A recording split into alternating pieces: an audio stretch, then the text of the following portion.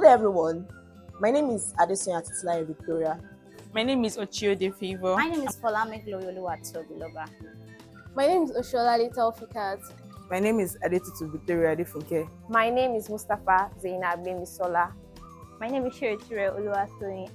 My name is Toape Fiola Agnes. Hey, my name is Oniriba Charles. This is Group 3 from Department of Finance, University of Lagos. And our topic is designing and delivering an online presentation in person. Today, I'll be taking us through the table of contents for our presentation.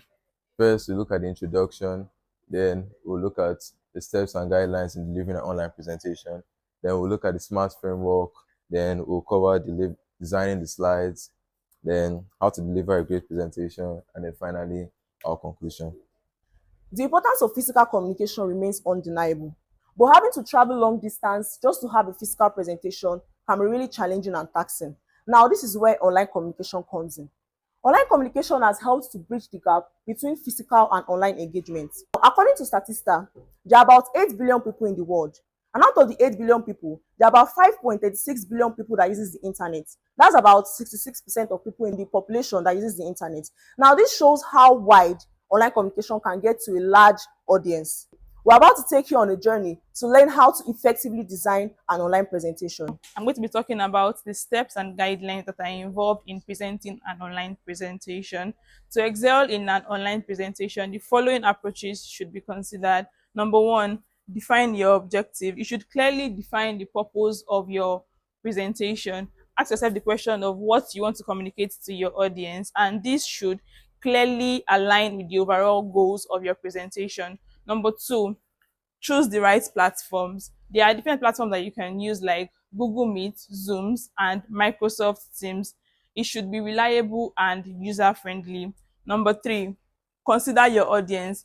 Think about the people you'll be presenting to. Think about their knowledge level, their background, and their interest. Their interest should be considered in the presentation so as to make the presentation lively and jovial. Number four, focus on key message.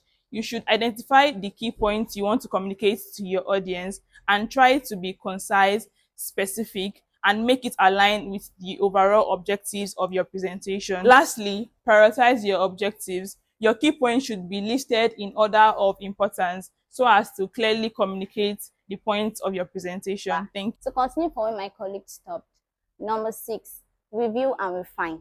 After you must have developed your objective, there is need for you to actually go through them to make sure that they are clear, specific, and align with what you want to present. 7, engage the audience and build connection. Whether it's a physical or online presentation, there is need for you to actually get your audience involved. You can start by making a catchy statement, tell a simple story, share a personal experience, and so on, just to make your presentation educative and also exciting. 8, add stunning visuals to capture their attention. Visuals are like magnets to our eyes, and we human beings get attracted by what we see. So make use of visuals like images, video slides, and so on, just to make your presentation not only educative, but also exciting and captivating. Number 9, practice and time your presentation. This is very important because practice makes perfect, and you need to practice. Also, time your presentation. You can make use of a timer or a stopwatch just to keep track of the time. Number 10, check your equipment and internet connection. This is very important because you don't want to go to sleepless night practicing only for you to get to the main day and your equipment are not in good condition. So check them before the day of a presentation. So number 11, question and answer session. Allocate time for question and answer session to your participants after the presentation. You can make use of the chat box or the raise down feature and ensure you answer those questions clearly and concisely. Then the last one, which is follow up. You can send a follow-up email to your participants after the presentation, adding additional resources and contact information for further inquiries. Moving further, to focus on key messages, the SMART framework should be applied to the objective to make them more effective. What does SMART stand for? SMART stands for specific, measurable, achievable, relevant, and time-bound. Talking about specific, you should clearly define what you want to achieve in precise terms. Avoid vague or bad statements. Measurable, you should determine how you want to measure the success of your objective. You can indicate if you want to use an indicator or metrics to gauge your progress. Achievable, you should ensure that your objectives are realistic and attainable. It is okay for you to set challenging goals, but make sure they can be realistically achievable within the context of your topic. Relevance. Ensure that your topic are directly related to your presentation topic and ensure that it catches the interest of your audience at heart. Time bound. You should set a specific timeline or deadline for achieving your objective. This helps you add a sense of urgency and helps you stay on I'll track. be talking about designing the slide. Creating an effective online presentation template requires the following key considerations, which include: 1. Choosing a suitable template. You should choose a template that is very professional and visual appealing that complements your work. 2. Make use of consistent formatting. There should be uniformity in the font size, the color, and the text you are using throughout your presentation. 3. Optimize readability. Make sure that the font size you choose for your presentation is very legible and contrasts color.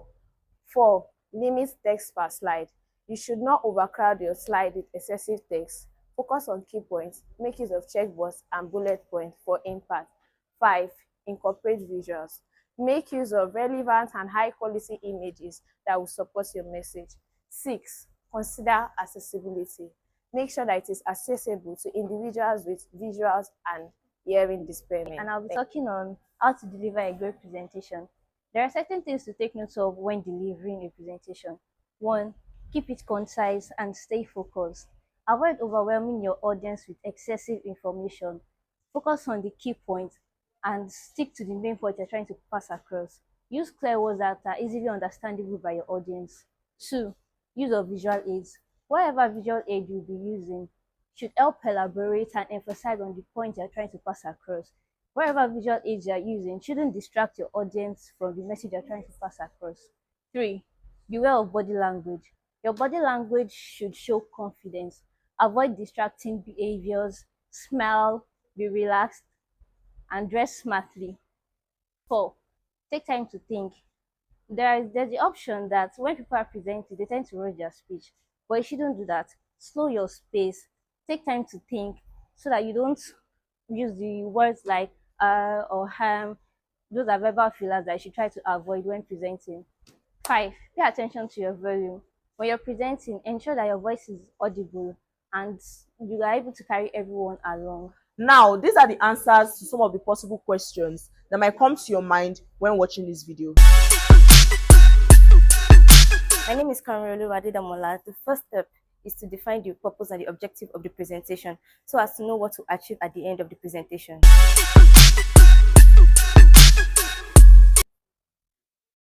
My name is Doreen Alexander. Understanding your audience helps tailor the content to their interests and needs, which make communication much more effective. My name is Akonjo Watofumi. Avoid cluttering of slide with too much text or too many graphics. My name is Akwamzo Esther. Use of interactive elements such as polls, live chats, question and answer sections.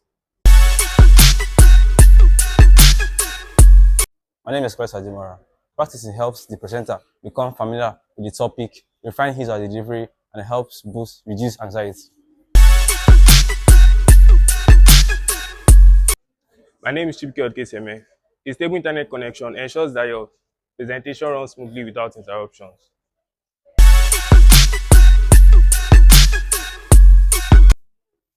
My name is Messi Raphael. Always have a backup plan and stay calm while addressing the issue.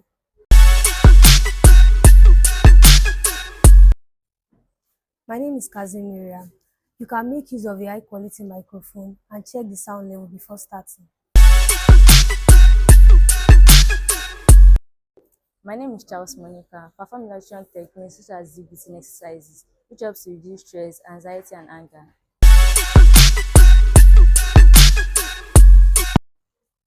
My name is Ibajo Adeyinka. Plan this session with a time limit and ensure you stay within the allocated time.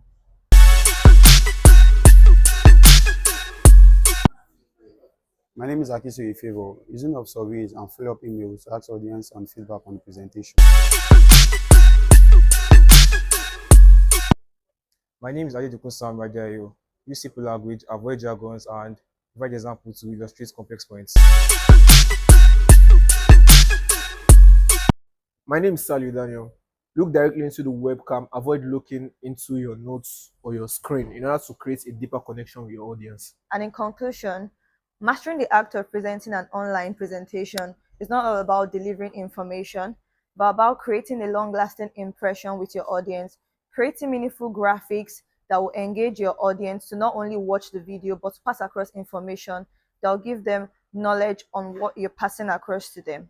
Thank you. Thanks for watching our YouTube video. Cheers!